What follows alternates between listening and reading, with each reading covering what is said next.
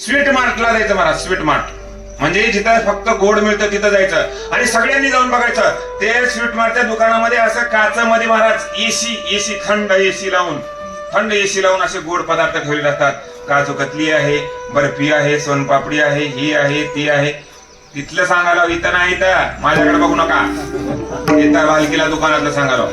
मग हे सगळं महाराज असं काचामध्ये एवढे शोभून दिसतात. दुकान उघडल्याबरोबर असं दुकानाच्या समोर थांबल्याबरोबर आपल्या तोंडाला पाणी सुटतं.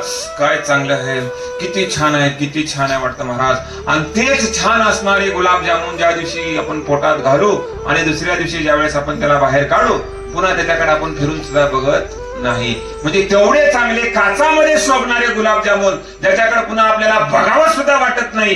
एवढे घाण जे होतात ते कशामुळे होतात? फक्त या शरीराच्या संपर्कात आल्यामुळं त्याला तेवढी घाण अवस्था प्राप्त होते. एवढं घाण शरीर आहे, एवढं घाण आहे. ह्याला सांभाळत बसू नका, याची चोचले पुरवू नका.